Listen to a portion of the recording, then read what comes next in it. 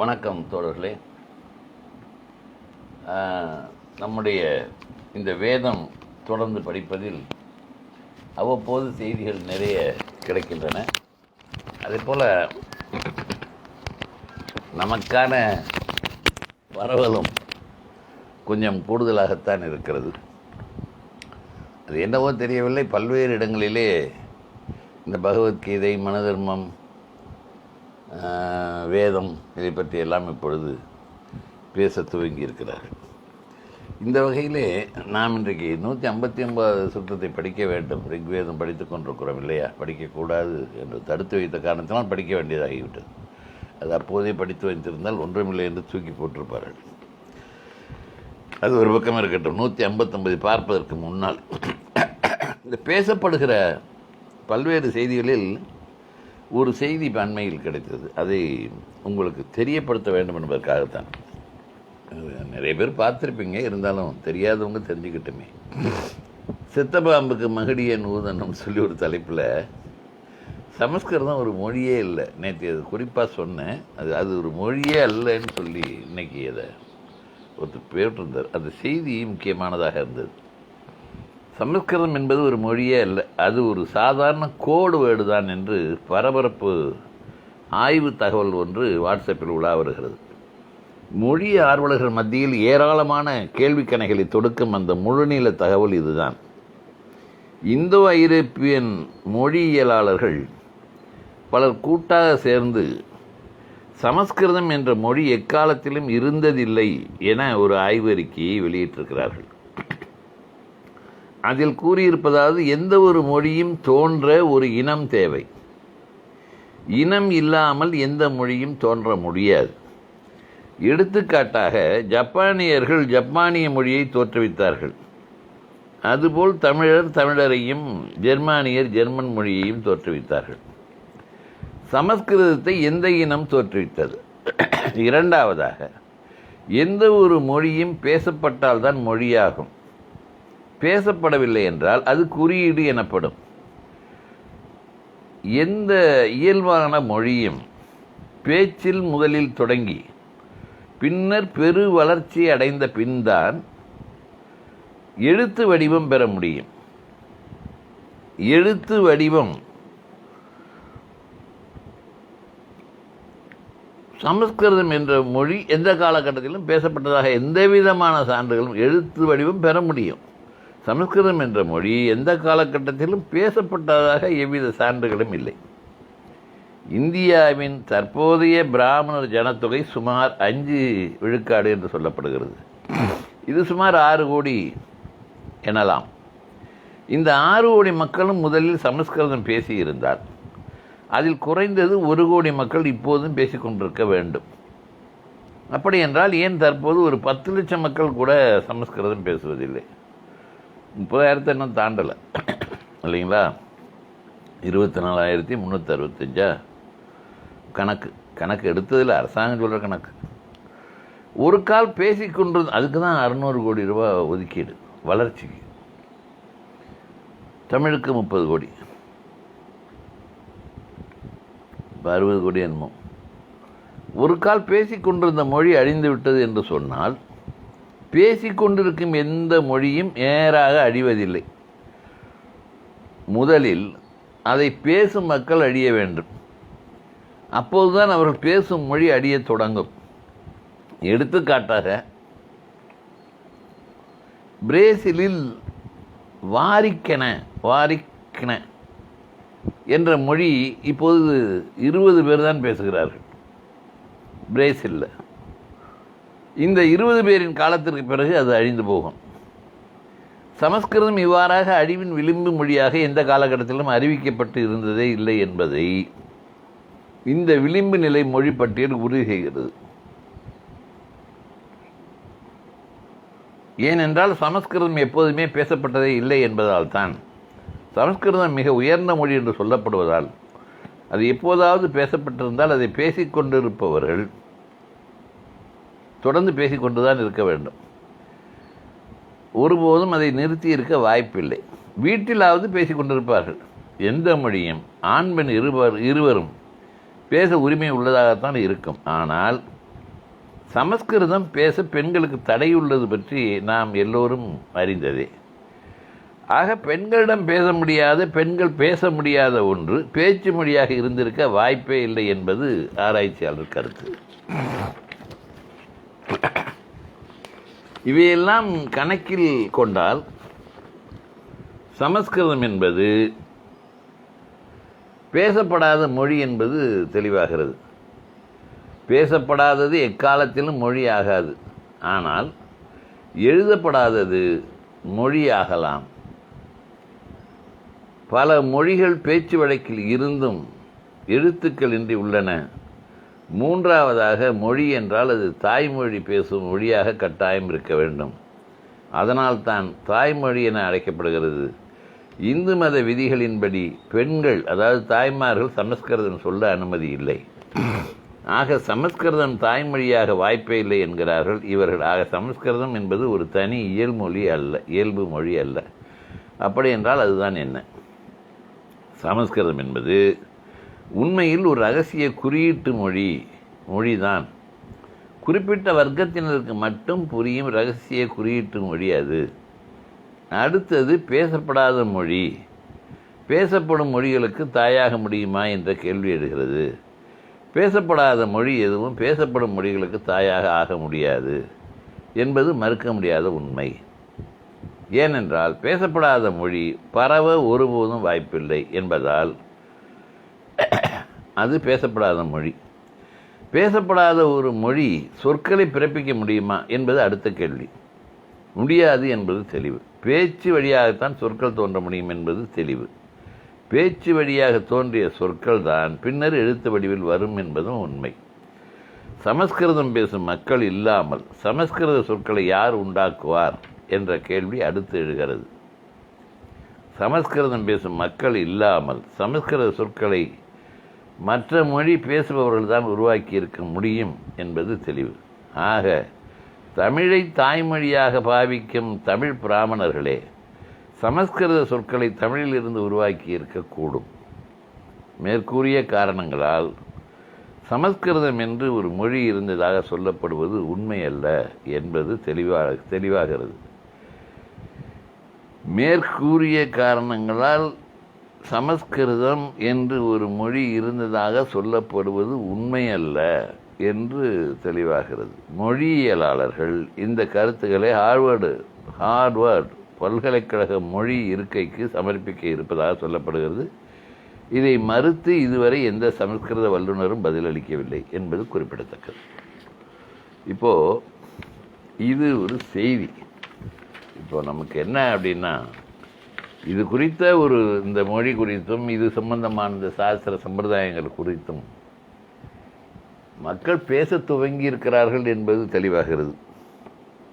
இது தொடர்ந்து எப்படி வருகிறது என்பதை பார்ப்போம். நாம் ரிக்வேதம் தொடர்ந்து படித்து கொண்டிருக்கிறோம். இதில்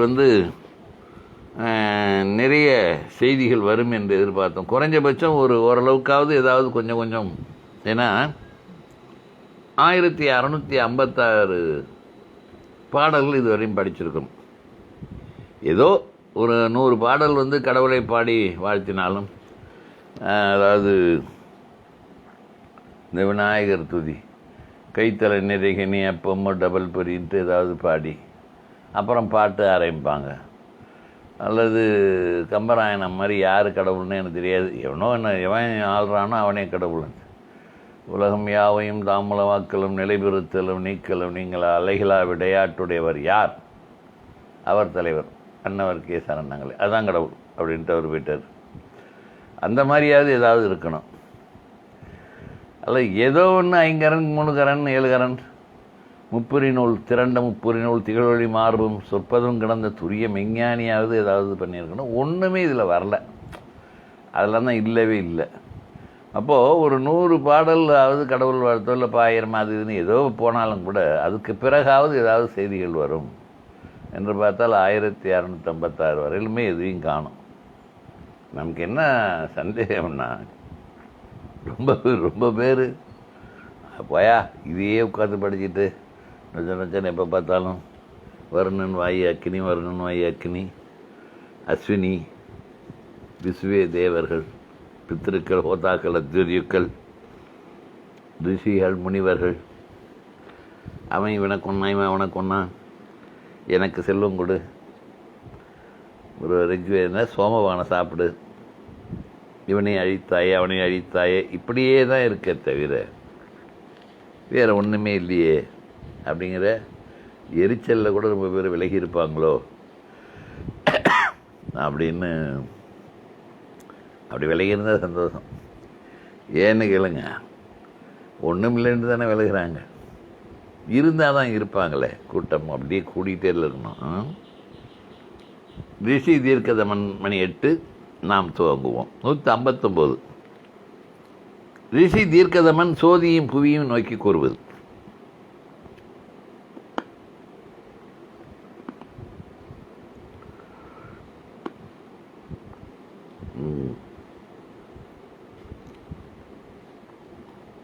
ஆமாம், 102 வசுக்கள், சூத்திரர்கள், அஸ்வினிகள் 2 வகை. நம்ம நேற்றையாக தான் முடிஞ்சது. கடைசி பாடு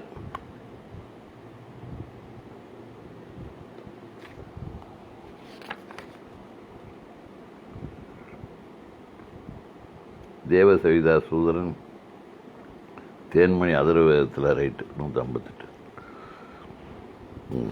20 முடிச்சு. 159. ரிஷி தீர்க்கதமன் சோதியும் புவியும் நோக்கி கூறுவது.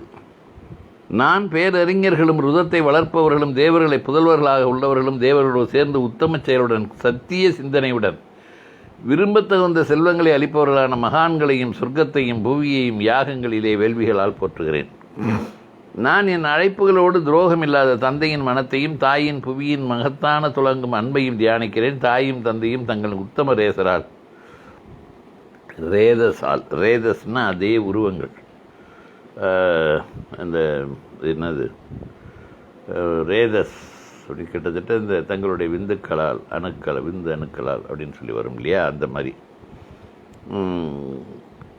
தான் ரேதஸ் அப்படிங்கிறதுக்கு ஏதாவது தன்னுடைய ரேதஸை ஆண்மகன் பெண்ணின் ரேதஸோடு கலக்க விடுகிறான் என்றெல்லாம் வரும். அதிலிருந்து ரேதஸ் அப்படிங்கிறது அப்படித்தான் நான் பொருள் எடுத்துக்கிறேன்.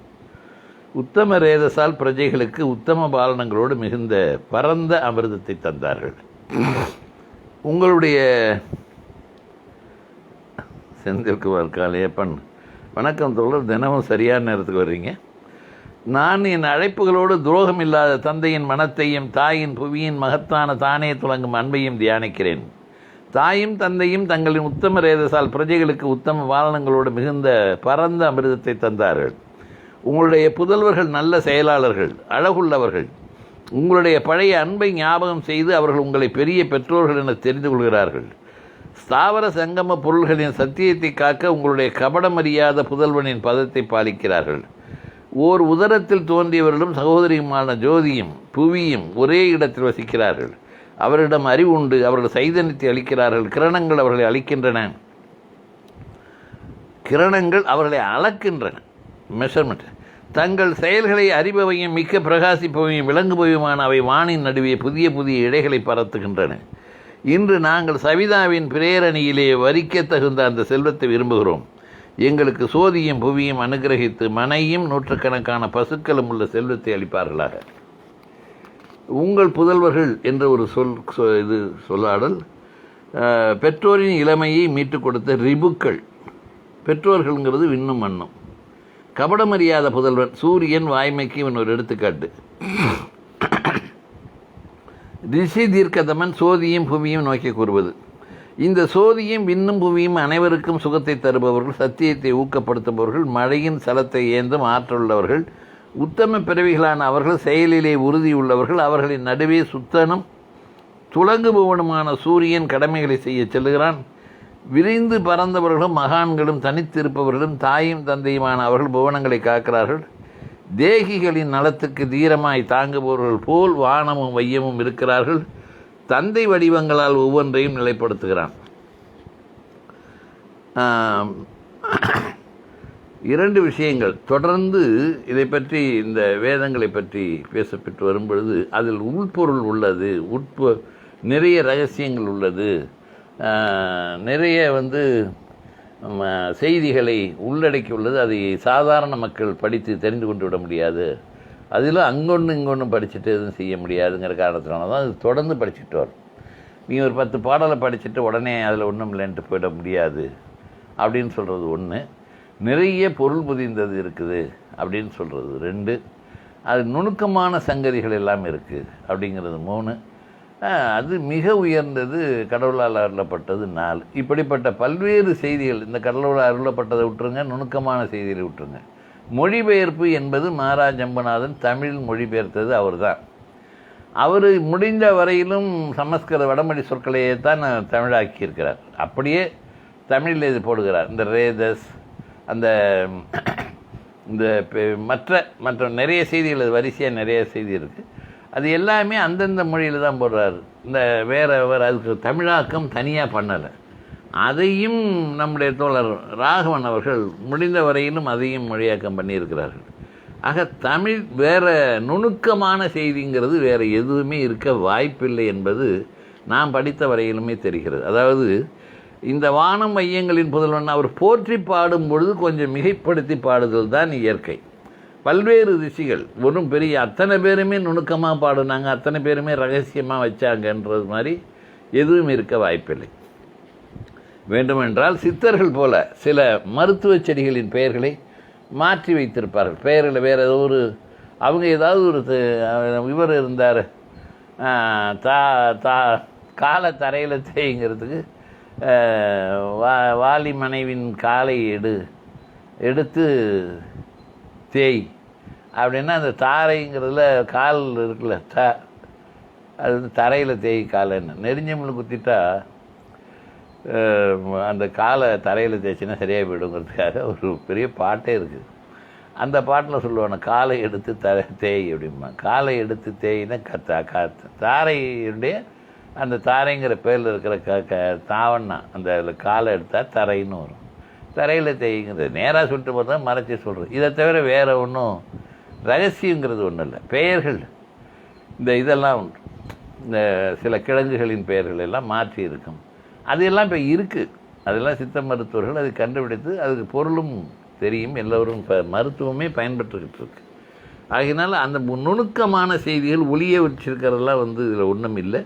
ஏன்னா மொழிபெயர்ப்பாளர் அவரும் சரி, மற்றவர்களும் அதை சரிபார்த்தவர்களும் சரி, நிறைய அந்த இனத்தை சார்ந்தவர்களே, அந்த வர்க்கத்தை சார்ந்தவர்கள் தான் அதை பார்த்திருக்கிறார்கள். ஆகவே அதில் தவறு இருந்தால் உடனே சொல்லியிருப்பார்கள், அல்லது நுணுக்கமானது அப்படி அல்ல என்றாவது சொல்லியிருப்பார்கள். அப்படி எதுவும் இதுவரை சொல்லப்படவில்லை.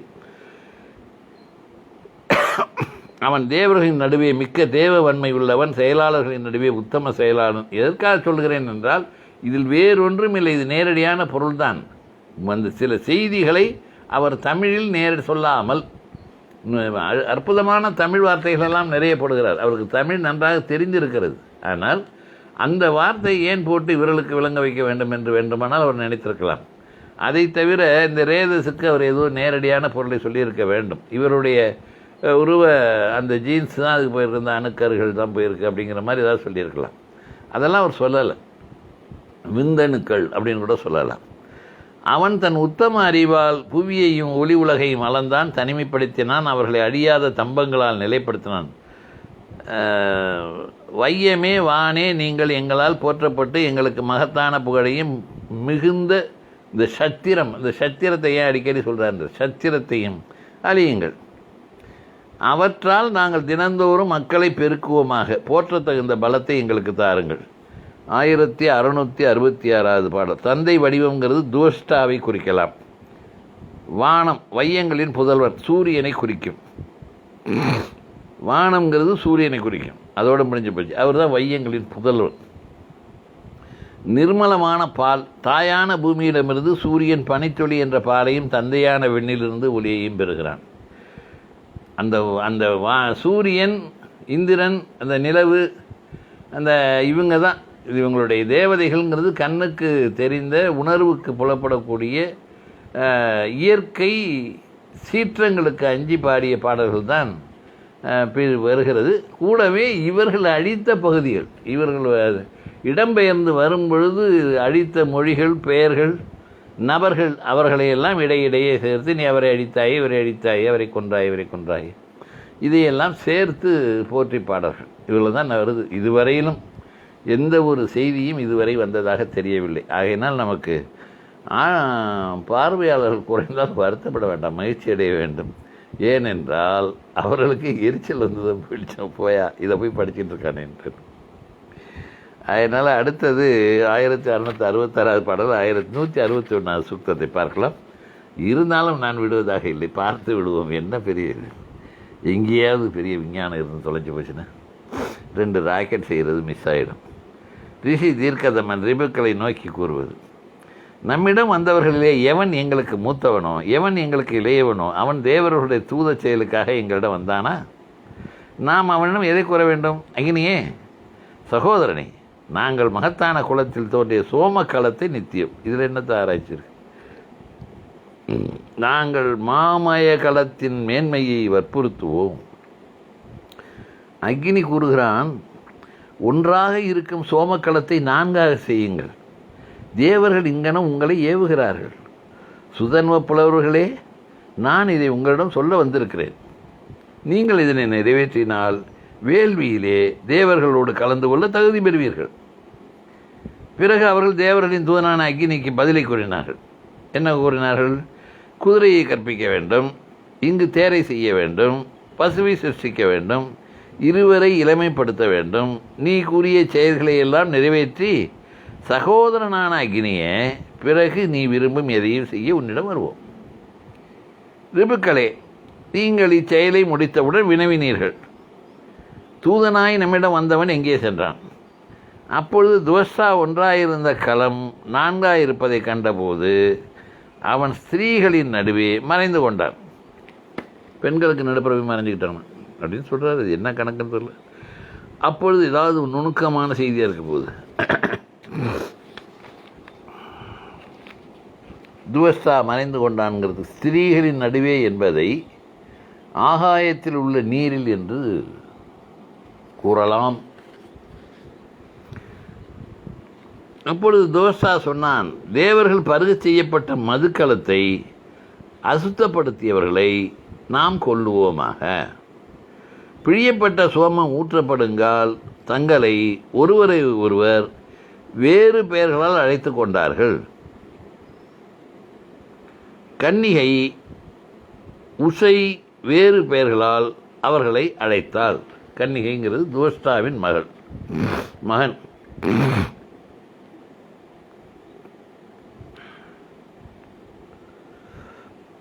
இந்திரன் தன் குதிரைகளை கோலப்படுத்தினான், அழகு செய்தான்னு சொல்லலாம், கோலப்படுத்தினான். அஸ்வினிகள் தேரை இணைத்தார்கள். பிரகஸ்பதி விஸ்வரூபமான பசுவை ஏற்றுக்கொண்டான்.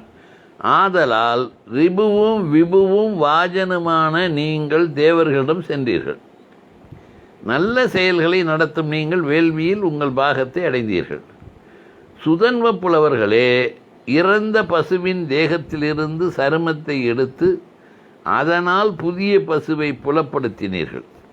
உங்களுடைய உத்தம செயல்களால் மூப்படைந்த பெற்றோர்களை இளமைப்படுத்தினீர்கள். ஒரு குதிரையிலிருந்து வேறு குதிரையை செய்தீர்கள். உங்கள் தேரை இணைத்தீர்கள். தேவர்களிடம் சென்றீர்கள். தேவர்கள் சொன்னார்கள், சுதன்வ புதல்வர்களே, இந்த சலத்தை சோமரசத்தை பருகுங்கள். முஞ்சை புல்லால் வடிகட்டப்பட்ட ரசத்தை பானம் செய்யுங்கள். எதனாலும் திருப்தியாகாமல் இருந்தால் மாலை யக்ஞத்தின் பானத்தால் மதப்படுத்துங்கள். ரிபுக்களிலே ஒருவன் சொன்னான், சலங்கள் மிக சிறந்தவர்கள். வேறொருவன் அக்னி மிக சிறந்தவன் என கூறினான். புவியே மிக சிறந்தவன் என மற்றவன் பலரிடம் கூறினான். இங்கனம் சத்தியத்தை கூறும் ரிபுக்கள் சோமகலத்தை 4ஆய் செய்தார். ஒருவன் புவியின் மீது சிகப்பு சலத்தை பொழிகிறான். ஒருவன் மாமிசத்தை வெட்டுகிறான், வெட்டுக்கத்தியால் துணித்து துண்டப்படுத்துகிறான். ஒருவன் வேறு பாகங்களிலிருந்து மலத்தை பிரிக்கிறான். பெற்றோர்கள் புதல்வர்கள் எங்கன உதவி செய்கிறார்.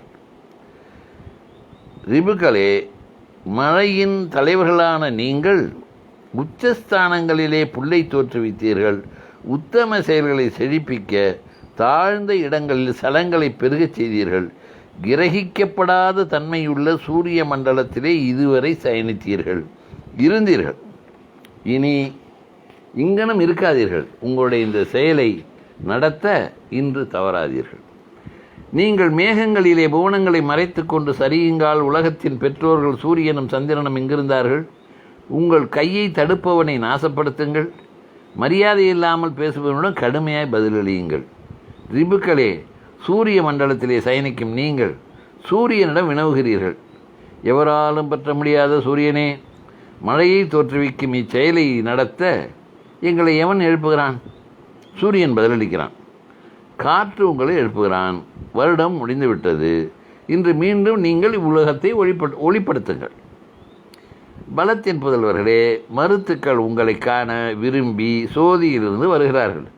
அக்னி உங்களை காண புவியிலிருந்து நெருங்குகிறான். வாயு வானிலிருந்து அணுகுகிறான். வருணன் சமுத்திர ஜலங்களோடு வருகிறான்.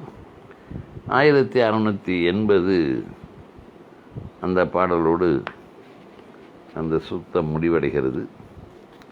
ரிபுக்களுக்கு பதிலாக ருதுக்கள், வசந்த ருது போன்றவை, விஸ்வரூபணமான பருவகால தேவதைகள் முஞ்சை புல்லால் இப்புல்லில் வடிகட்டிய சோமரசத்தை காலையிலோ அல்லது நடுப்பகலிலோ ஏற்க முடியாவிட்டால் மாலையில் வேலியில் அளிக்கப்படும் போது அதை ஏற்றுக்கொள்ளுங்கள் அப்படின்னு வில்சன் பொருள் சொல்கிறார். முஞ்சை புல்லால் வடிகட்டின சோமரசம், அதில் ஒன்றும் ரகசியம் இருக்கிறது தெரியல. சோமரசம் முஞ்சை புல்லில் வடிகட்டி இருக்கிறாங்க. நம்ம அந்த கல்லெல்லாம் பன்னாடையில் அந்த இதிலேயே வடிகட்டுவாங்க. அந்த மாதிரி இதெல்லாம் நிறைய டெக்னிக்கு தான் இருந்திருக்கு. நுணுக்கமான செய்தி பல இது இருக்குது. வருடம் முடிந்து விட்டது மீண்டும் இன்று, அதாவது மழைக்காலம் முடிந்து விட்டது, சூரிய ஒளி பிரகாசிக்க தொடங்கிவிட்டது என்று சாயனரும் வில்சனும் கூறுகிறார்கள். இந்த இடத்துல சாயனரும் வில்சனும் ஒன்றாவே பொருள் சொல்கிறாங்க. மழைக்காலம் முடிந்து கோடைக்காலம், அதாவது வெயில் காலம் ஆரம்பிக்குது அப்படிங்கிற மாதிரி. பனிக்காலம் அப்புறம் தான் வெயில். இவங்க ஒளி சூரியன் வர்றான் வெளியில் அப்படிங்கிறது மாதிரி சொல்கிறார். 162 சுத்தம் பார்க்கலாம். ரிஷி தீர்க்கதமன் குதிரையை நோக்கி கூறுகிறார். எல்லாம் தேவர்கள்லாம் சொல்லிட்டு தான் இப்போ குதிரைக்கு வந்துட்டாங்கன்னு பார்க்குறீங்களா? அவங்களுக்கு அது பெரிய செல்வம் குதிரை. அதனால்தான் அவர்களால் வெல்ல முடிந்தது என்று வரலாறு சொல்கிறது. அவர்கள் குதிரையும் சக்கரமும் அவரிடம் இருந்ததால் அவர்கள் எளிதாக தங்கள் பகைவர்களை வென்றார்கள். அதாவது இங்கிருந்தவர்களை நாகர்களை அல்லது அவர்கள் பாணியில் தஸ்யூக்களை அல்லது திராவிடர்களை. ரிஷி தீர்க்கதமன் குதிரையை நோக்கி கூறுவது, நாங்கள் சபையிலே தேவர்களிடம் தோன்றிய துரிதமான குதிரையின் வீரச் செயல்களை போற்றுங்கால் மித்திரனும் வருணனும் அரியமானும் ஆயுவும் இந்திரனும் ரிபுஷனும் மருத்துக்களும் எங்களை நிந்திக்காமல் இருப்பார்களாக. சுத்தப்படுத்தப்பட்ட செல்வ ஆபரணங்களால் அலங்கரிக்கப்பட்ட குதிரையின் முன்னே ரித்விஜர்கள் பற்றப்பட்ட அவியை செலுத்துங்கால் மே சத்தம் செய்து கொண்டு அதன் முன்னே போகும் விஸ்வரூபமான அவியாம் அஜம் இந்திரனுக்கும் பூஷனுக்கும் ஏற்ற உணவாகிறது.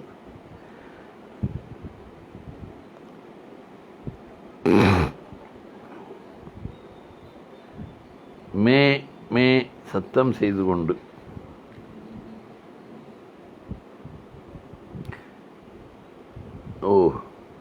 இந்த ஆடு பூஷாவுடைய பாகம், அக்னியின் பாகம், எல்லா தேவர்களுக்கும் பிரியமாயிருக்கிறது. துரித குதிரையோடு முதலில் செலுத்தப்படுகிறது. துவஷ்டா குதிரையோடு அதை முன்னே புகழுக்காக வேள்விக்கு ஏற்றதாக இயக்கிறான். மனிதர்கள் பருவத்திலே தேவர்களிடம் செலுத்துவதற்குரிய அவியாம் குதிரையை மும்முறை அனலை சுற்ற நடத்துங்கால் பூஷாவனுடைய பாகமான ஆடு தேவர்களுக்கு வேள்வியை அறிவித்து கொண்டு முன்னே போகிறது. கோதாவும் அத்வரியும் அவி அளிப்பவரும் அக்னியை எழுப்புபவரும் சோமத்தை பிழிபவரும் நடத்துபவரும் பேரறிஞருமான நீங்கள் நன்கு அமைக்கப்பட்டு நன்கு நடத்தப்படும் வேள்விகளால் நதிகளை நிரப்புங்கள். யூபத்துக்காக மரத்தை வெட்டுபவர்,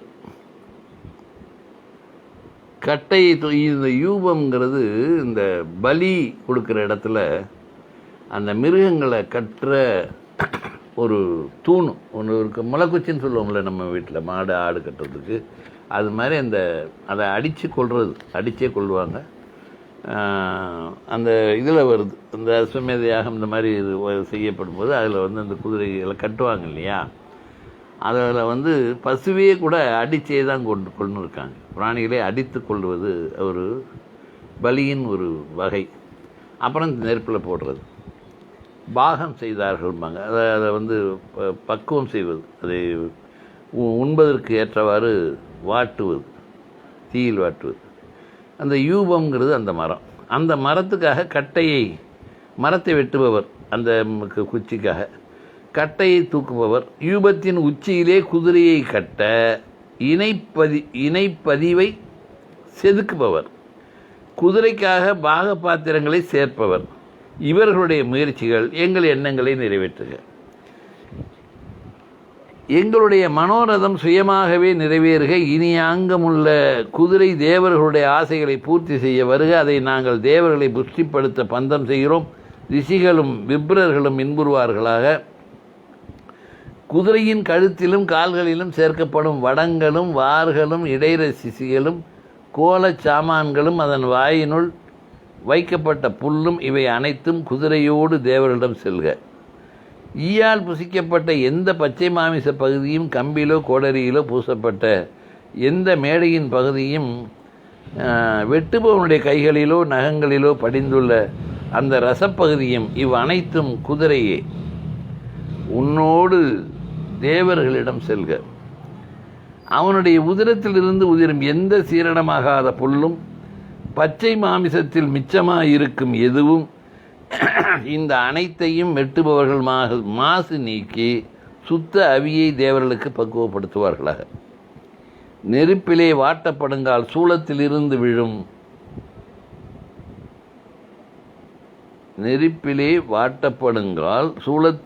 விழும் துணித்த தேகத்திலிருந்து புவியிலோ தருப்பையிலோ எத்துண்டும் விடப்படாமல் ஆகுக.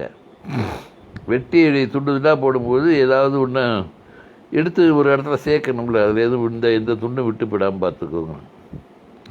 இவ் அனைத்தும் விரும்பும் தேவர்களுக்கு அளிக்கப்படுக. குதிரை பாகமாவதை பார்த்து பக்குவப்படுவதை பார்த்து வாசனை வீசுகிறது எங்களுக்கு. குதிரை பாகமாவதை பார்த்து பாகம் என்பது சமைக்கிறது, பக்குவப்படுவதை பார்த்து வாசனை வீசுகிறது எங்களுக்கும். குதிரையின் மாமிசத்தை யாசகமாக கேட்பவர்களுக்கும் எங்களுக்கும், குதிரையின் மாமிசத்தை யாசகமாக கேட்பவர்களுக்கும் கொஞ்சம் அழியுங்கள். இவர்கள் முயற்சிகள் எங்கள் நலத்துக்கு ஆகுக. மாமிசம் கொதிப்பிக்கப்படும் பாத்திரத்திலே மாதிரி பார்க்க அமிழ்த்தப்படும் கம்பு, அதாவது இந்த குழம்புல உப்பு உழப்பு இருக்கான்னு பார்த்தா அந்த கம்பை இந்த குத்தி அந்த உள்ளே வெந்து போச்சான்னு பார்க்குறது. இந்த குழம்பு எடுத்து கையில் ஊற்றி ருசித்து பார்த்து உப்பு குறைதா உரப்பு இருக்கான்னு பார்க்குறாங்கல்ல கொதிக்கும் போதே. அந்த மாதிரி வேகும்போதே நம்ம கம்பால் குத்தி அது இதில் வேக வைக்கிறது தானே, நெருப்பில் வாட்டுறது தானே, அதில் குத்தி பார்க்குறப்பட்டு அதுதான் சொல்கிறார். எங்களுக்கும் குதிரை மாமிசம் அழியுங்கள். மாமிசம் கொதிப்பிக்கப்படும் பாத்திரத்திலே மாதிரி பார்க்க அமிழ்த்தப்படும் கம்பு, ரசத்தை வழங்கும் பாண்டங்கள், தட்டுக்களின் மூடிகள், வாட்டும் சலாகைகள், கத்திகள் எல்லாம் குதிரையை அலங்கரிக்கின்றன. புறப்படும் இடம், தங்கும் இடம், புறவியிலே புரளும் இடம், கால்கட்டின் இடம், பருகப்பட்ட நீர், தின்னப்பட்ட புல் இவை அனைத்தும் உன்னோடு தேவரிடம் சேருக. கந்த புகையுள்ள அக்னி உன்னை கதறச் செய்யாமல் இருக்க, சுகந்தம் உள்ளதும் பிரகாசிப்பதமான கடாரம் கவிழாமல் இருக்க தேவர்கள் வேள்விக்காக ஆய்ந்தெடுக்கப்பட்ட குதிரையை ஏற்கிறார்கள். அனலை சுற்றி செலுத்தப்பட்டதும் பக்தியோடு அளிக்கப்பட்டதும் வசட்டு முழக்கத்தால் வண்ணப்பட்டதுமான குதிரையை தேவர்கள் பெற்றுக்கொள்கிறார்கள். குதிரைக்கு போர்வையாக பரத்தப்பட்ட ஆடை, அலங்கரிக்கும் பொன்னாபரணங்கள், தலைவடங்கள், கால்வார்கள் இவை தேவர்களுக்கு பிரியமானவை. ரித்விஜர்கள் இவற்றை தேவரிடம் செலுத்துகிறார்கள். நீ உன் பலத்திலே பெருமூச்சு விடுங்கால், நீ செல்லும் போது காலாலோ கசையாலோ உன்னை எவனேனும் அடித்திருந்தால் அந்த வருத்தங்களை எல்லாம் துடுப்பால் அவிகளைப் போல் மந்திரத்தால் நான் ஆகுதி செய்கிறேன், நீக்குகிறேன். தேவர்களுக்கு பிரியமான துரித குதிரையின் 34 என்புகளிலே கத்தி செல்லுகிறது. அங்கங்கள் பாழாகாமல் இருக்க குதிரையை திறமையுடன் வெட்டுங்கள். அவற்றை துணிக்குங்கால் ஒவ்வொரு துண்டின் பெயரையும் கூறுங்கள். பிரகாசம் உள்ள குதிரையை துணிப்பவன் ஒருவன், காலன் இருக்கிறான், அவனை இருவர் இரவும் பகலும் ஏந்துகிறார்கள். நான் தக்க சமயத்தில் உன்னுடைய எந்த அங்கங்களை துணிக்கிறேனோ வெட்டுகிறேனோ அவற்றை பிண்டமாக செய்து அக்னியில் அளிக்கிறேன். குதிரையே, நீ தேவர்களிடம் செல்லுங்கால் உன்னுடைய பிரியமான தேகம் உன்னை வருத்தப்படுத்தாமல் இருக்க, கத்தி தேகத்தில் தங்காமல் இருக்க திறமையற்றவனும் பேராசையும் உள்ள காதகன் அங்கங்களை தவறி தன் கத்தியால் அனாவசியமாய் உன் உறுப்புகளை சின்னாபண்ணப்படுத்தாமல் இருக்க.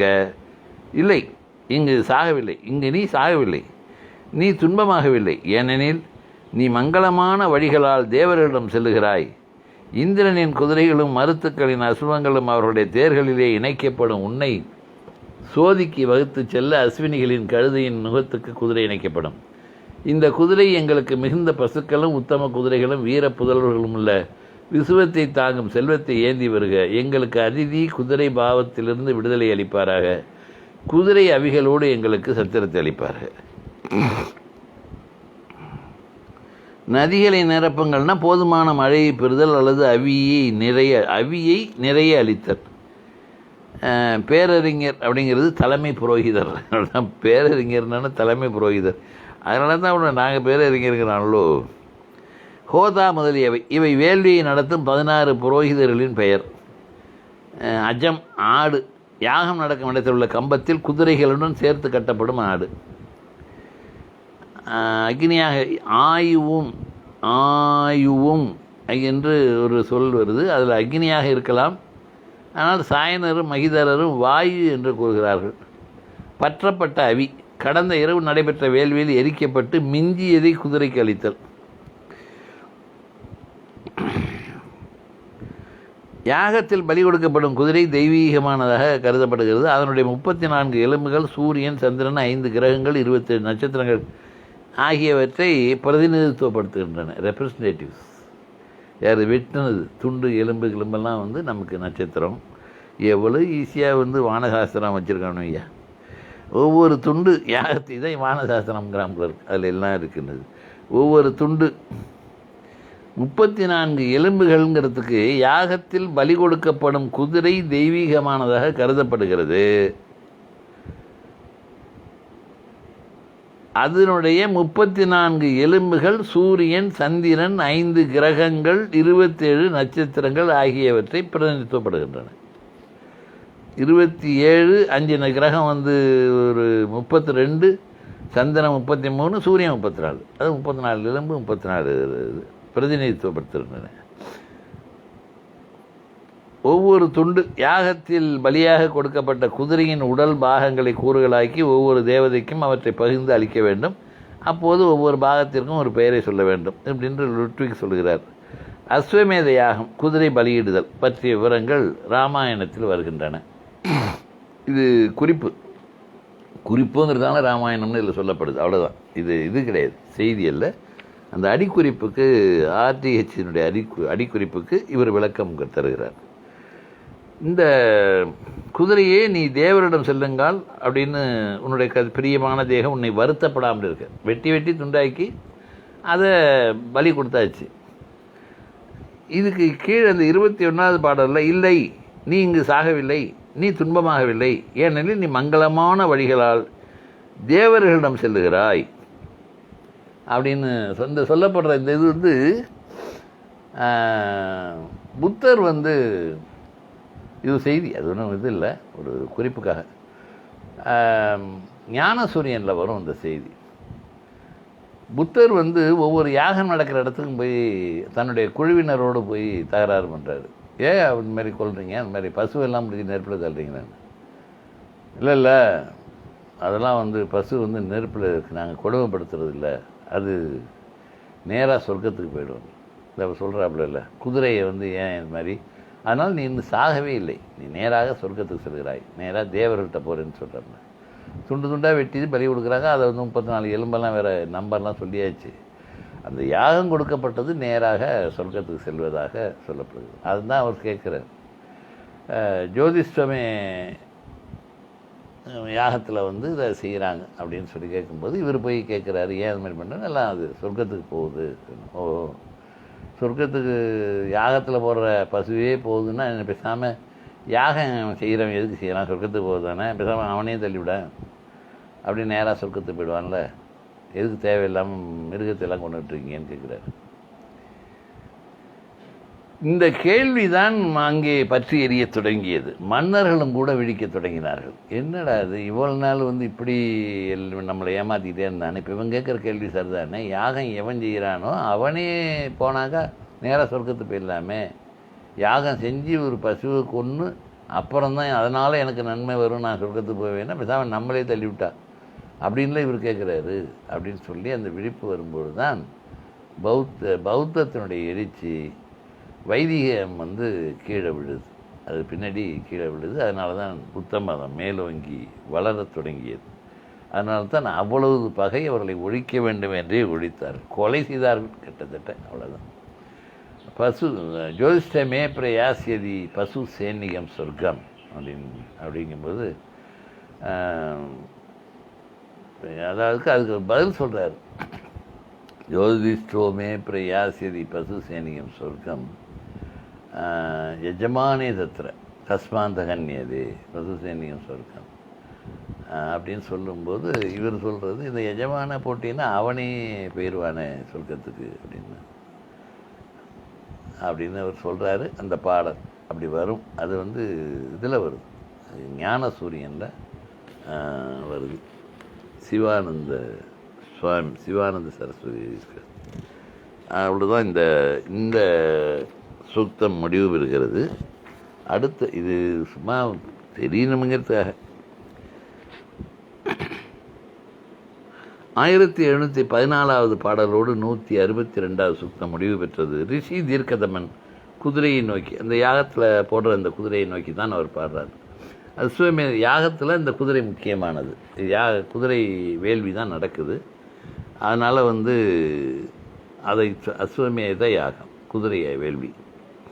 குதிரையே உன்னுடைய மகத்தான ஜென்மம் அனைவராலும் போற்ற தகுந்தது. நீ முதல்வனாய் வானிலிருந்தோ நீரிலிருந்தோ பிறந்த முழங்கினாய். உனக்கு பருந்தின் சிறகுகளும் மானின் கால்களும் இருக்கின்றன. அவர்கள் எதை போற்றுகிறார்களோ அதையெல்லாம் பலி கொடுப்பதன் மூலமாகவே தங்களை உயர்த்தி கொண்டார்கள். அதையே எங்களால் இது பண்ண முடியுங்கிற மாதிரியெல்லாம் கூட அந்த இடத்துல உயர்த்தி சொல்லிக்கலாம். கடவுளே நாங்கள் சொன்னால் கேட்கக்கூடியவர் உண்டு. அதனால தான் அவர் தான் பிராமணா மம தேவதான்னு கிருஷ்ணனே சொல்லுவார். அவருக்கு பிராமணர்களே எனது தெய்வம் அப்படின்ட்டு. யமனால் அளிக்கப்பட்ட குதிரையை திரிதரன் இணைத்தான்.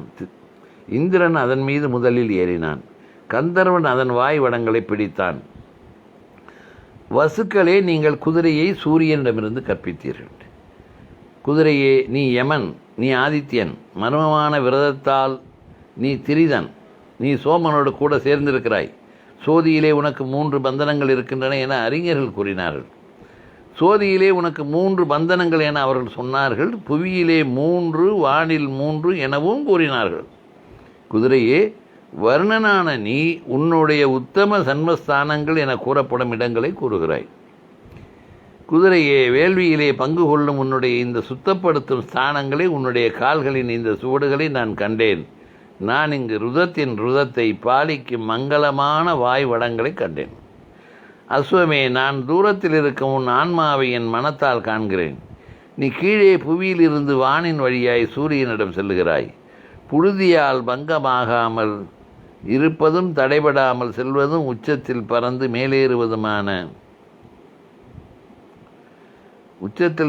மேலேறுவதுமான உன்னுடைய தலையை நான் காண்கிறேன். நான் உன்னுடைய புவியின் பதத்திலே உன்னுடைய உணவை பெற்றுக்கொள்ள வரும் உன்னுடைய மிக்க உத்தம வடிவத்தை காண்கிறேன். மானிடன், நீ தீனியை புசித்து இன்புற உனக்கு புல்லை ஏந்தி உன் அருகில் வந்தவுடன் அவாவுற்று ஓசதிகளை புசிக்கிறாய். குதிரையே, உன்னை தேர் தொடர்கிறது. மானிடர்கள் உன்னை தொடர்கிறார்கள். பசுக்களும் தொடர்கின்றன. பெண்களின் பாக்கியம் உன்னை பற்றுகிறது. தேவகணங்கள் உன்னை தொடர்ந்து உன்னுடைய நட்பை நாடுகின்றன. தேவர்கள் உன்னுடைய வீரச் செயலை போற்றுகிறார்கள். அவன் தங்க கொம்புள்ளவன், தலையுள்ளவன், அவனுடைய கால்கள் இரும்பாலானவை, அவன் மனோவேகம் உள்ளவன், வேகத்திலே அவனுக்கு இந்திரன் தாழ்ந்தவன். தேவர்கள் அசுவ அவியை புசிக்க வந்தார்கள். முதலில் குதிரையின் மீது ஏறியவன் இந்திரன். சோதியின் வழியில் குதிரைகள் செல்லுங்கால் பருத்த சகனங்களுள்ள சிறிய இடைகளுள்ள மிக்க வீரமுள்ள சூரியனின் குதிரைகள் ஹம்சங்களைப் போல் அணிவகுத்து இசைந்து பாய்கின்றன. குதிரையே, உன் தேகம் பறக்கும் தன்மை உள்ளது. உன் மனம் காற்றைப் போல் துரிதமாயிருக்கிறது. உன் கேசங்கள் அழகாய் காடுகளிலே பரவுகின்றன. குதிரை தேவர்களிடம் செல்லும் மனத்தோடு தியானம் செய்து பலியிடும் இடத்துக்கு வருகிறது. பந்துவான அஜம் முன்னே செலுத்தப்படுகிறது. அதை பாடுபவர்களும் புலவர்களும் பின்பற்றுகிறார்கள். குதிரை உத்தமமாயுள்ள சபைக்கு செல்லுகிறது. தாய் தந்தைகளின் முன்னே போகிறது. குதிரையே, நீ இன்பமாகி தேவர்களிடம் செல்லவும் ஈகையன் உத்தம செல்வங்களை பெறுவானாக. சோமனோடு இச்சொல் சோமனோடு என்கிற இந்த சொல் சந்திரனை குறிக்கிறது. சோமன்கிற சந்திரன் வந்துடுது. அதாவது எத்தனை வகையான பித்தலாட்டங்கள் உண்டோ அத்தனையும் இதில் எல்லாமே இந்த இந்திரன் இவன் எல்லாம் இவன் சொல்கிற ஆட்களை யாருமே பார்த்ததில்லை. ஆட்களாக இருந்தால் மற்ற சூரியன் சந்திரன் இவனெல்லாம் மனுஷனாக்கிட்டான். காற்று வாயு அவனை ஒரு மனுஷன், மலை அவனை ஒரு மனுஷன், அக்கினி அவனை ஒரு மனுஷன். குதிரையெல்லாம் தெய்வாம்சம் பொருந்தியது, பசு தெய்வாம்சம் பொருந்தியது. ஆனால் வேள்வியில் தள்ளி போட்டு கொண்டு அதை பாகமாக்கி சாப்பிடுவோம். அதில் அனுப்பும்போது தேவர்களுக்கு வேற போகும். ஏன்னா இவங்க வணங்கி அதை அவங்களுக்கு அளிக்கிறாங்க, இவங்க திங்கிறாங்க. வணங்கி தேவர்களுக்கு போகுதான். அது எதுவாவது கொஞ்சமாவது அறிவுக்கு பொருத்தமானது இருக்கணும். இல்லை, இது ஒரு காலகட்டத்தில் பாடினார்கள், இப்போ என்ன அப்படின்னு இப்போ நம்ம அறிவார்ந்த மையங்கள் ஏதாவது கேட்பான், கேள்வி கேட்பான். அது அப்போ பாடினதுக்கு இப்போ என்ன அப்படி, அப்போ பாடினது சரி, அதை அப்படியே விட்டுற வேண்டியது தானே. இப்போ ஏன் அதை பாடுற? அதுதான் உயர்வு, அதில் தான் எல்லாம் இருக்குது, அதுதான் அடிப்படை, அதுதான் சாஸ்திர சம்பிரதாயங்களை நோண்டி கொடுத்துச்சு. எவ்வளவு சொல்கிறேன். இதெல்லாம் ஏன் அப்படின்னா, இதில் ஒன்றும் இல்லைன்னு நம்ம சொல்லும் பொழுது தான் அதில் ஏதாவது இருந்துச்சுன்னா வேறு எல்லாமும் அது இந்த பொய் பித்தலாட்டத்தின் அடிப்படையில் வந்தது. ஒன்றாவது உருவம் உள்ள, ஒன்றாவது நிலையானது, ஒன்றானது ஒரு எதுவாவது வணங்க தகுந்தது. பாருங்கள், எதுவாவது. அப்போ காற்றுனா அது நல்லா வீசும்போது தென்றலாக இருக்கலாம், கடுமையாக வீசினா புயலாக இருக்கலாம், சுற்றி அடிச்சுன்னா சூறாவளி ஆகிடும், கொஞ்சம் ஜாஸ்தியாக அடிச்சுன்னா சுனாமி வரும். எல்லாத்தையும் அடித்து காலி பண்ணிட்டு போயிடும். வருஷத்துக்கு எப்படியும் 2 இடங்களில் அது வந்து பங்களாதேஷ் பக்கமும் கலிஃபோர்னியா பக்கமும் அமெரிக்காவில் போட்டு தள்ளிட்டு தான் இருக்குது. இது என்ன யாகம் பண்ணலையே? அங்கெல்லாம் யாகம் பண்ணுங்களேன், பண்ண வேண்டியதானே. இப்போவும் அதை அப்படியே தடுத்து நிறுத்தியே சோமனே இந்த இப்போலாம் பாட்டிலில் வந்துடுது சோமம்லாம், நசுக்கிட்டுலாம் புளிஞ்சிட்டு இருக்க வேண்டியதில்லை. எரிச்சலாக இருக்கு. 1715 இதோட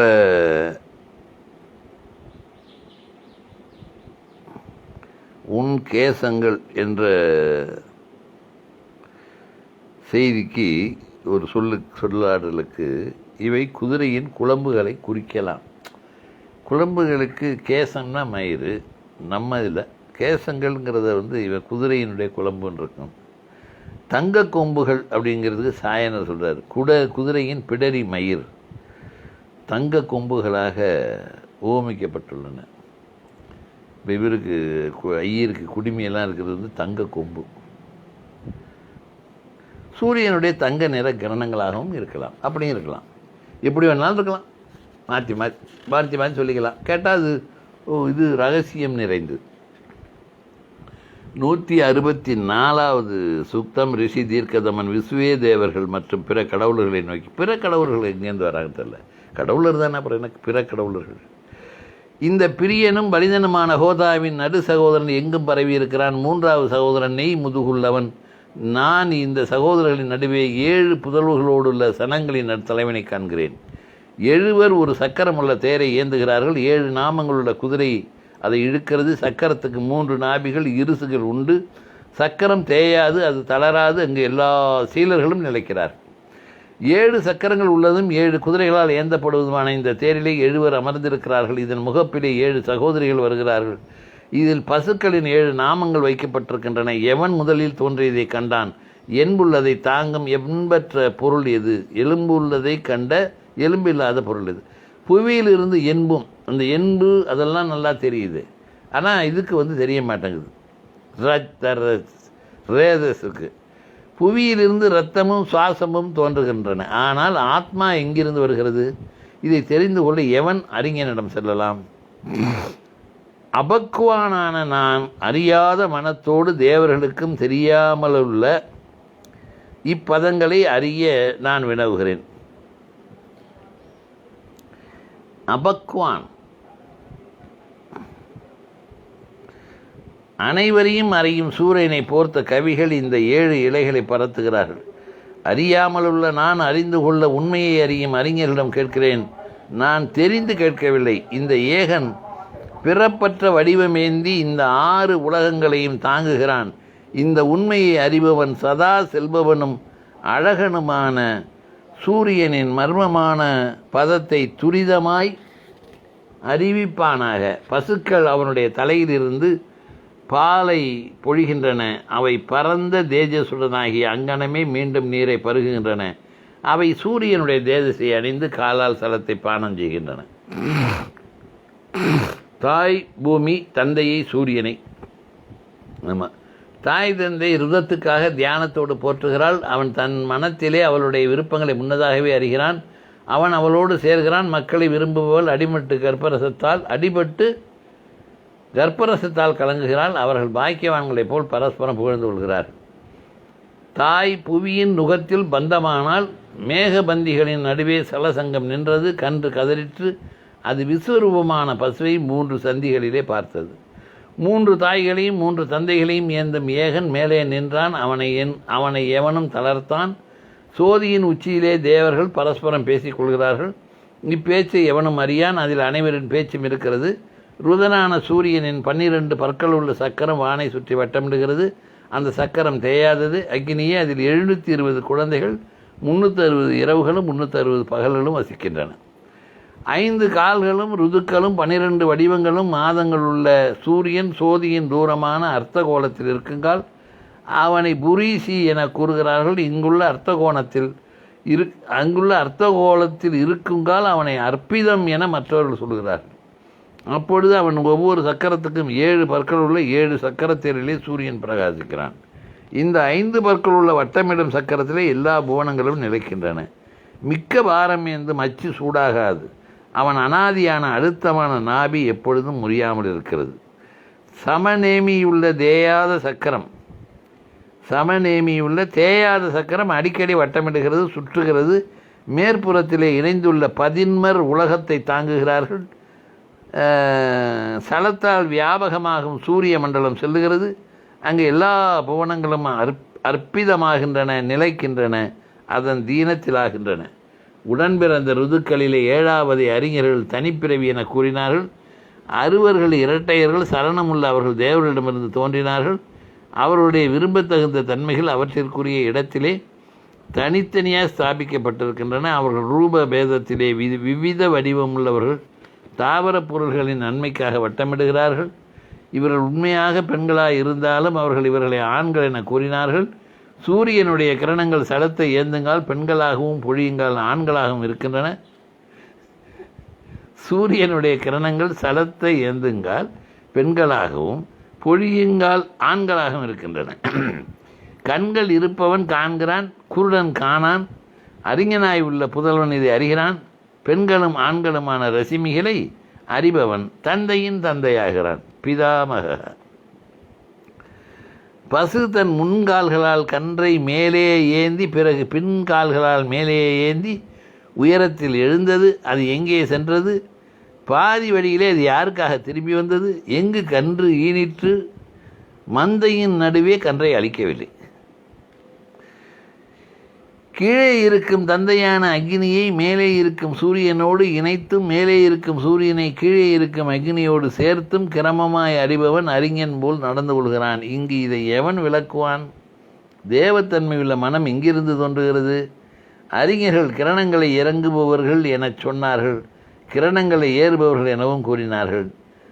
ஏறுபவர்களை இறங்குபவர்கள் எனவும் சொன்னார்கள். இந்திரனே, சோமனே, உங்களால் தோற்றுவிக்கப்பட்ட ஒளி மண்டலங்கள் வண்டியில் இணைக்கப்பட்ட குதிரைகளைப் போல் உலகங்களை வகுத்துச் செல்கின்றன. பரஸ்பரம் சேர்ந்து நட்புடன் இரு பறவைகள் ஒரே மரத்தில் இருக்கின்றன. அவற்றுள் ஒன்று இனிய அத்திப்பழத்தை புசிக்கிறது, மற்றது புசிக்காமல் பார்த்த வண்ணமாகவே இருக்கிறது. எங்கு சுவர்ணங்கள் அமிர்தத்தின் பாகத்தை கடமைக்குரிய அறிவோடு இடையறாமல் பாடுகின்றனவோ அங்கு விசுவபவனத்தின் தலைவனான பாலகன் இருக்கிறான். தீரனான அவன் அபக்குவானான என்னுள் நுழைந்தான். எந்த மரத்திலே சுவர்ணங்கள் மதுவை அருந்தி எங்கு அவை அனைத்தும் தங்கி குழந்தைகளை தோற்றுவிக்கின்றனவோ அந்த மரத்தின் உச்சியின் மீது உள்ள அத்திப்பழம் தித்திக்கிறது என அறிஞர்கள் கூறுகிறார்கள். தந்தையை அறியாத எவனும் அத்திப்பழத்தை அறியான், அந்த பழத்தை அடைய மாட்டான். புவியின் மீதுள்ள அக்னியின் ஸ்தானத்தையும் வானிலிருந்து கற்பிக்கப்பட்ட வாயுவின் ஸ்தானத்தையும் சோதியில் ஸ்தாபிக்கப்பட்ட சூரியனின் அந்த ஸ்தானத்தையும் அறிபவர்கள் அமுத தத்துவத்தை அறிகிறார்கள். அவன் காயத்ரி சந்தத்தால் மந்திரத்தை கற்பிக்கிறான், மந்திரத்தால் சாமனை கற்பிக்கிறான். திருஷ்டும் சந்தத்தால் ஈரடி மூவடி செயல்களை செய்கிறான். ஈரடி மூவடி செயல்களால் ஈரடி அல்லது நான்கடிகள் உள்ள சூக்தத்தை செய்கிறான். அவர்கள் எழுத்தால் 7 சந்தங்களை கற்பிக்கிறார்கள். இந்த அனுஷ்டுப்பு, சந்திரம், இந்த திருஷ்டுப்பு இதெல்லாம் அவங்களுடைய சமஸ்கிருத பாடல்களுக்கு செய்யுள் வடிவங்களை அமைப்பது. எந்த வடிவத்தில்ன்ட்டு நம்ம இந்த சீருங்கிறோம்ல, அது சீர் அமைத்தல்ங்கிறதுலாம் இருக்குல்ல, அது அந்த வகையில் அது இந்த சந்தங்களில் அது பாடப்படுகிறது என்று சொல்.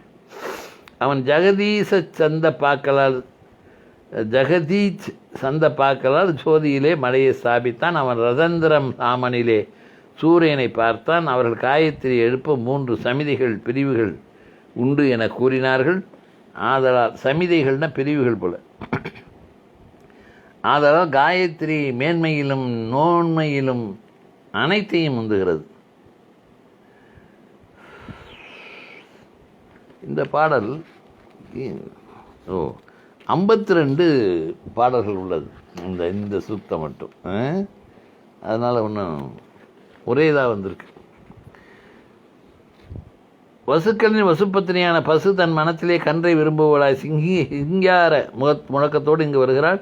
இந்த பசு பாலை அவனுடைய அசுவினிற்கு அளிப்பாளாக. எங்களுடைய மகத்தான சௌபாக்கியத்துக்கு அவள் செழிப்பாளாக.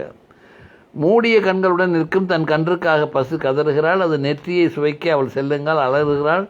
கன்றின் வாய்களில் ஈரத்தை நுரையை பார்த்து கவலை உள்ளவளாகி முழங்குகிறாள். பாலை அளித்து கன்றை புஷ்டிப்படுத்துகிறாள். கன்று விளங்காத சத்தத்தை எழுப்புகிறது. கன்றால் சூழப்பட்ட பசுவும் கதறிக்கொண்டு தொழுவத்துக்கு செல்கிறாள். அவள் தன் இயற்கையான அறிவால் செயல்களில் மனிதனை முந்துகிறாள். மின்னலாகி தன் வடிவத்தை புலப்படுத்துகிறாள். சுவாசத்தோடு உள்ள சீவன் கடமைகளில் ஆர்வமாகி இயங்குகிறான். நிலையாகி மனைகளின் நடுவே நிற்கிறான். மானிடனோடு தோன்றிய மானிடனின் அமர சீவன் சுவதாக்களை புசித்து சதா சலனமாகிறான். நான் பல வழிகளில் வருபவனும் செல்பவனும் சலிக்காதவனுமான கோபனை கண்டேன். குவிக்கத்தக்க பரவத்தக்க காந்தியை அணிந்த அவன் புவனங்களின் நடுவே அடிக்கடி வந்து போகிறான். எவன் இதை தோற்றுவித்தான் அவன் இதை அறியான். எவன் இதை பார்த்தான் அது அவனிடமிருந்து மறைந்திருக்கிறது. இது தாயின் கர்ப்பாயத்தினுள் மூடப்பட்டிருக்கிறது. பல புதல்வர்களாகி நிறுதியில் நுழைந்து நாசமாகிறது. சோதி என் தந்தை, என்னை பிறப்பித்தவன். புவியின் நாபி என் பந்துவாகிறது. பரந்த நிலம் என் தாய். உயர்த்தப்பட்ட 2 பாண்டங்கள் நடுவே மூலஸ்தானமான வானம் இருக்கிறது. வானிலே சோதி துகிதாவை கர்ப்பப்படுத்தினான். நான் புவியின் பரம எல்லை எங்கே என உன்னிடம் கேட்கிறேன். உலகத்தின் நாபி எங்கே என உன்னிடம் கேட்கிறேன். வர்ஷிக்கும் குதிரையின் ரேதசு எது என கேட்கிறேன். மொழியின் பரம நிலையம் எது என கேட்கிறேன். இந்த வேதி புவியின் பரம எல்லையாகும். இந்த வேள்வி புவியின் பரம நாபியாகும். இந்த சோமம் வர்ஷிக்கும் குதிரையின் ரேதசாகும். இந்த பிரமம் மொழியின் பரம நிலையமாகும். 6 மாதங்கள் வரை கருவை ஏந்தும் 7 கதிர்கள் புவியின் ரேதசாகின்றன. அவை விஷ்ணுவின் விவித செயல்களிலே அவனுடைய ஆக்ஞையால் நிலைக்கின்றன. அவை அறிவாலும் மனத்தாலும் எங்கும் விரிகின்றன. அறிவுள்ள அவை எங்கும் பரவுகின்றன. நான் அனைத்துமாகிறேனோ என்பதை நன்றாக அறியவில்லை. மூட சித்தமுள்ள நான் பந்த மனமுடன் இருக்கிறேன். நான் திரிகிறேன், கலங்குகிறேன். நான் சத்தியத்தின் முதல் தோன்றும் ஞானத்தை அடைந்தவுடன் இம்மொழியின் மேன்மையை பற்றுகிறேன். அனித்தியனின் சகோதரனான நித்தியன் சுவதாவால் பற்றப்பட்டு எழுகிறான், விழுகிறான். இவர்கள் எப்பொழுதும் சேர்ந்து இருக்கிறார்கள். இவ்வுலகில் எங்கும் இணைந்தே செல்லுகிறார்கள். அவ்வுலகிலும் எல்லா இடங்களிலும் சேர்ந்தே இருவரும் போகிறார்கள். மனிதர்கள் அனித்தியனை காண்கிறார்கள், நித்தியனை காணார்கள். எல்லா தேவர்களும் பரமபதமான அச்சரத்திலே அமர்ந்திருக்கிறார்கள். இதை அறியாதவன் இருக்குங்கால் எதை செய்வான்? இதை வேதத்தில் இருக்கும் உண்மையை அறிபவர்கள் நன்றாய் நிலைக்கிறார்கள். வேதத்தில் இருக்கும் உண்மையை அறிபவர்கள் நன்றாய் நிலைக்கிறார்கள். பசுவே, நீ நல்ல புல்லை தின்று பால் செல்வியாகவும் நாங்களும் செல்வத்தோடு இருப்போமாக. இதை அறியாதவன், இந்த வேதத்தில் இருக்கும் அப்படிங்கிறது செருகப்பட்டது. ஏன்னா அந்த சொல்லு வரவே இல்லை. இதை நன்றாய் நிலைக்கிறார்கள், அறிந்தவர்கள் நன்றாய் நிலைக்கிறார்கள் தான். அதற்கு வேதத்தில் இருக்கும் உண்மையை அறிபவர்கள் நன்றாய் நிலைக்கிறார்கள் என்று இடையில ஐஃபன் போட்டு வருது. பசுவே, நல்ல புல்லை தின்று பால் செல்வியாகவும் நாங்கள் படிக்கும்போது பார்த்தீங்கன்னா வேதத்தோடு நிறைய பார்க்கணும் நீ அப்படின்னு பார்த்தா அப்படிங்கிற மாதிரி பொருள் வரும் இல்லையா? அப்படி தான் வரும். வேகமாக படிச்சுட்டு போகும்போது இந்த மாதிரி கோடையும் கவனிக்க வேண்டியதாக இருக்குது. நல்ல புல்லை தின்று பால் செல்வியாகவும் நாங்களும் செல்வத்தோடு இருப்போமாக. எல்லா பருவங்களிலும் புல்லை புசிக்கவும் இஷ்டம் போல் தெரிந்து சுத்தமான நீரை பருகவும். கௌரி வாக்கு, கௌரி வாக்கு மழை சலங்களை கற்பித்து எழுகிறாள். 1 அடி 2 அடி 4 அடி 8 அடி 9 அடி பரம நிலைய திறத்தில் இருக்கும் 1000 அச்சங்கர்கள் அவள் பாடுகிறாள். மேகங்கள் அவளிடமிருந்து மிகுந்த நீரை பொழிகின்றன. அதனால் 4 திசைகளிலிருந்தும் சனங்கள் சிவிக்கிறார்கள். அங்கிருந்து அச்சரம் பாய்கிறது, நீர் விளைவிக்க பரவுகிறது. அதனால் உலகம் உயிரை ஏந்துகிறது. காய்ந்த பசுஞ்சாணாகம் எரியப்படுவதால் தோன்றும் புகையை நான் அருகில் கண்டேன். எங்கும் பரவும் இந்த அதம தூபத்தால் மூல காரணமான அக்னியை பார்த்தேன். பொழிவதும் பிரகாசமாய் இருப்பதுமான சோமத்தை வீரர்கள் பக்குவப்படுத்துகிறார்கள். அவர்களுக்கு இவை முதற் கடமைகளாய் இருக்கின்றன. கேசங்களுள்ள மூவர் பல ருதுக்களிலே அவரவர்க்குரிய பருவத்திலே புவியை நோக்கிறார்கள். வருஷம் முடிந்தவுடன் ஒருவன் அக்னி நிலத்தின் மூடியை வெட்டுகிறான். ஏகன் சூரியன், ஏகன்கிறவன் சூரியன், உலகத்தை எல்லாம் தன் செயல்களால் கவனிக்கிறான். ஒருவனுடைய அப்படின்னா வாயுவின் சலனம் தெரிகிறது, ஆனால் அவனுடைய வடிவம் தெரியவில்லை. காற்று தெரிகிறது, ஆனால் அந்த உருவம் தெரியலையா. வாக்கு 4 பாகங்களாக அளக்கப்படுகின்றன. அறிஞர்களான பிராமணர்கள் அவற்றை அறிகிறார்கள். 3 பாகங்கள் மறைவிடத்திலே ஸ்தாபிக்கப்பட்டிருக்கின்றன. அவை சலனமாகவில்லை, புலனாகவில்லை. மொழியின் 4வது பகுதியை மனிதர்கள் உச்சரிக்கிறார்கள். 4வது பாகத்தைங்கிறதுக்கு பகுதின்னு சொல்கிறார் மொழிபெயர்ப்பாளர்.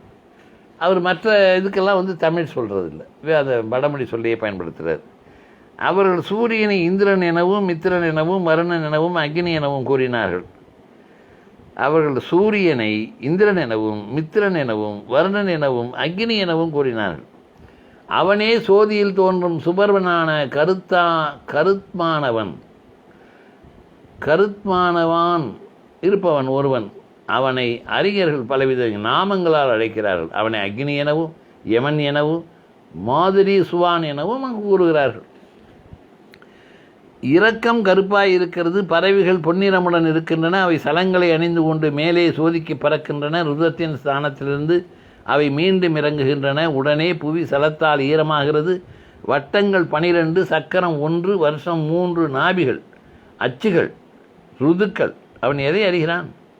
அதில் சலிப்பவையும் சலிக்காதவையுமான 360 பற்கள் சேர்ந்து அமைக்கப்பட்டிருக்கின்றன.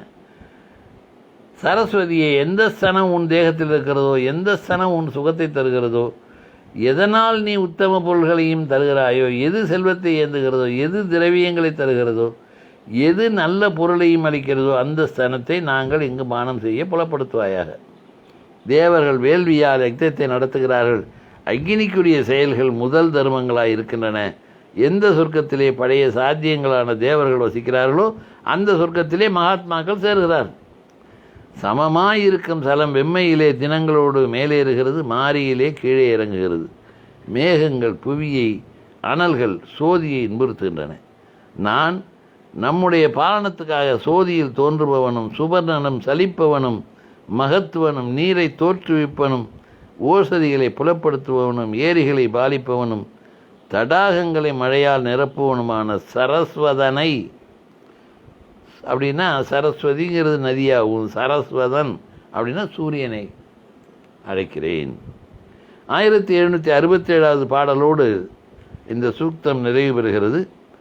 இந்த பாடல்கள் கடவுளர்கள் மற்றும் பிறவற்றை நோக்கி கூறுவது. 1லேருந்து 41வது பாடல் விஸ்வதேவர்களை பற்றி பாடினாங்க. 42 வாக்கும் சலமும் நீரும் சொல்லும். 43 புகையும் சோமமும். 44 கேசினார்கள். 45 வாக்கு. 46 47 சூரியனை பற்றி. 48 வருஷ சக்கரம். 49 சரஸ்வதி. 50 சரத்தியர்கள். 51 அக்னியை பற்றி. 52 சூரியனை பற்றி. ஹோதாங்கிறது புரோகிதன்.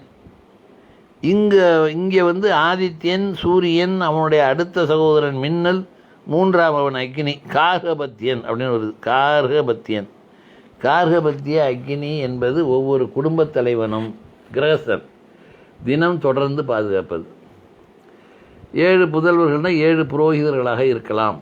7 புதல்வர்கள் சொல்கிறதுக்கு ஒரு சக்கரம் உள்ள தேர், சூரியனுடைய ரதம். 3 நாபிகள்னால் 3 பருவங்கள், கோடைக்காலம், மழைக்காலம், பனிக்காலம். இந்த 3 தான் இருக்குது, 3 நாபிகள்.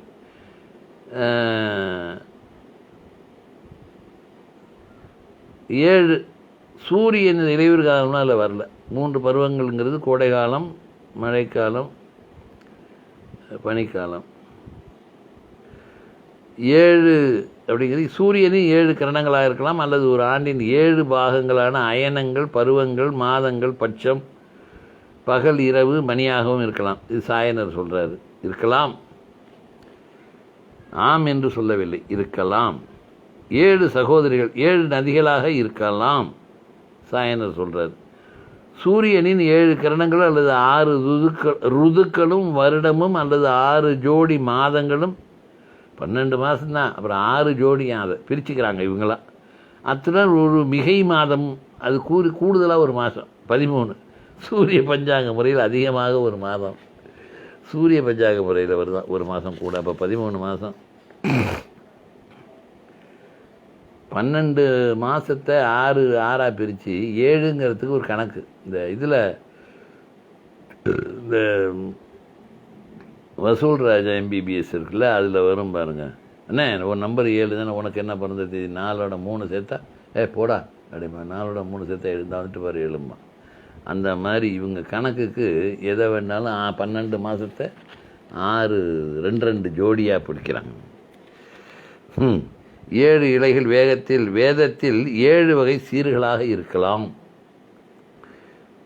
இது சரியான பொருள் இல்லை. 12 பற்கள்ங்கிறது ஆண்டில் 12 மாதங்கள். 720 குழந்தைகள்னால் 360 பகலும் 360 இரவு. இதுதான் அந்த ரகசியம்லாம். 5 கால்கள், அதாவது 5 ருதுக்கள், மழை பனி 2 காலங்களும் ஒன்றாக கணக்கிடப்படுகிறது. மழைக்காலமும் பனிக்காலமும். 5 பசுக்கள், மேலே கூறிய 5 ருதுக்கள். அறிஞனாய் உள்ள புதல்வன் சூரியன், ஒளிக்கிரணங்களின் தந்தை. வில்சன் கூறுவதாவது, அறிவாளியான ஒரு மகன் தன் அறிவாற்றல் காரணமாக அறிவு குறைந்த தன் தந்தைக்கு தந்தை என கூறலாம். அறிவு குறைந்த தன் தந்தைக்கு தந்தை அப்படின்னு சொல்லலாமா? அறிவு கூட இருந்ததுன்னா பையனுக்கு. 2 பறவைகள் அப்படிங்கிறது சாயனர் என்ன சொல்கிறாருன்னா, ஒன்று இன்றியமையாதது, மற்றொன்று மிக உயர்ந்த மெய்ப்பொருளாகும். 2ம் ஒரே உடலில் இருப்பவை. இன்றியமையாத ஒன்று மனித செயல்களின் பயன்களை அனுபவிக்கிறது, மற்றது அமைதியான பார்வையாளனாக மட்டுமே உள்ளது. சுவர்ணங்கள் இப்பாடலிலும் முந்தைய ஒன்றிலும் இச்சொல் வருகிறது. நல்ல இறக்கைகளை உடையது என்று பொருள். சாயனர் என்ன சொல்கிறாருன்னா, மிருதுவாக வழுக்கி கொண்டு சொல்லும் கிரணங்கள். வடமொழியில் காயத்ரி, திருஷ்டுப், ஜகதி என்று 3 சொற்கள் வருகின்றன. சாயனர் என்ன விளக்கம் சொல்கிறார், 3 சொற்களும் பாடலில் குறிப்பிடப்பட்டு இருப்பதற்கான காரணம் விளங்கவில்லை. இது தொகுத்து முதல் விளக்கம் சொன்னவருக்கே அது விளங்கலை. 3 மந்திரங்களும் சீர்களாக இருக்கலாம். வேதத்தை அறிந்து கொள்வதற்கு இவை தேவை, ஆனால் இதில் இல்லை. இச்சீர்களை நன்கு தெரிந்து கொண்டவர்கள் இரவா பெருநிலையை அடைய முடியும் என்பது பொருளாக இருக்கலாம். சரி, அவன் பிரம்மாவை குறிப்பதாக சாயனர் கூறுகிறார். ரதந்திரம் சாம வேதத்தில் முக்கியமான ஒரு பகுதி. பசு இச்சொல் அடுத்த இரு பாடல்களும் வருகிறது. வேள்விக்கு பாலை கொடுக்கும் பசுவாக இருக்கும். சாயனர் என்ன சொல்கிறாருன்னா, பசு என்பது மழை மேகம், பால் என்பது மழை, கறப்பது வாயு, கன்று மழைக்காக காத்திருக்கும் பூமி. கன்று விளங்காத சத்தத்தை, கன்று என்பது பர்ஜன்யன் மழை மேகம், இது கன்றாக உருவகப்படுத்தப்பட்டது. இங்கு பசு என்பது நிச்சயமாக மேகமே. பாடலின் முற்பகுதி அக்னியையும் பிற்பகுதி சந்திரனையும் குறிக்கிறது. கோபன் இடையன், இங்கு சூரியன். இப்பாடல் மின்னலை குறிக்கிறது. 32வது பாடலில் சொல்கிறாரு இதுக்கு கோபன். இரு பாண்டங்களின் நடுவே அப்படிங்கிறது சோமரசம் ஊற்றப்படும் இரு கிண்ணங்கள் என்பது பொருளாகும். ஆனால் பூமி வானம் இரண்டும் இங்கே ஊமைக்கப்படுகின்றன. இவை இரண்டுக்கும் இடையே உள்ளது மழை இருக்கும் பகுதி. இது எல்லா உயிர்களுக்கும் கருப்பையாக உள்ளது. முதல் தோன்றும் ஞானத்தை அப்படின்னா புலன் உணர்வால் கிடைக்கும் பேருண்மை ஞானம் சோமபானமாக இருக்கலாம் என்று கூறப்படுது. முதல் தோன்றும் ஞானங்கிறது சோமபானமாக இருக்கலாம் என்று கூறப்படுது. இப்பாடல் சூரியனை குறிக்கிறது. இருவரும் பகலில் காணப்படும், இருவருங்கிறது பகலில் காணப்படும் சூரியன், காணப்படாத இரவு சூரியன். சூரியன் அதாவது பகலில் பார்க்குறோம் சூரியனை, இரவில் பார்க்கல. ஆனால் அது ரெண்டு சூரியன், பகல் சூரியன், இரவில் சூரியன். பரமபதமான அட்சரம் மிக புனிதமாக கருதப்படும் பிரணவ ஓம். எருமை என்ற சொல் வடமொழி மூலத்தில் வருகிறது. பரமபதமான அட்சரம்ங்கிறது அப்போ இருந்துதான்னு தெரில. எருமை என்ற சொல் வடமொழி மூலத்தில் வருகிறது கௌரி. ஆனால் சாயனர் இதற்கு வாக்கு என்று பொருள் கூறுகிறார். ஓரடி மேகத்திலிருந்து வரும் ஓசை. ஈரடி மேகம் வானம். 4 அடி 4 திசைகள். 8 அடி 4 திசைகள். இவற்றிற்கு இடையே உள்ள 4 திசைகள். வடகிழக்கு போன்ற 4 திசை, வடமேற்கு வடதிசைக்கு, தென்மேற்கு தென்கிழக்கு. 3 பாகங்கள், 3 வேதங்களை குறிக்கலாம். ஆனால் வரியின் பின்பகுதியோடு அப்பொருள் ஒட்டவில்லை. அதனால் இதெல்லாம் சேர்க்கப்பட்ட பொருள். ஒன்று அவங்கவுங்களா ஒரு கற்பிதமாக சொல்கிறாங்க. சரஸ்வதன் அப்படின்னா நதியின் கடவுள், சரஸ்வதியின் கணவனாக கருதப்படலாம். இங்கு சூரியனை குறிக்கிறது. அங்கே நதியின் கணவன் சரஸ்வதி நதி, சரஸ்வதன் நதியின் கணவன். சரஸ்வதன் இந்த இடத்துல இந்த பாட்டில் சூரியனை குறிக்கிறது. ஆக 1164வது சூக்தத்தோடு நாம் இன்று நிறைவு செய்கிறோம். இது நிறைய 1767 பாடல் இல்லைங்களா? அதை பார்த்துட்டு வருவோம். நாளை மீண்டும் சந்திப்போம். நன்றி, வணக்கம்.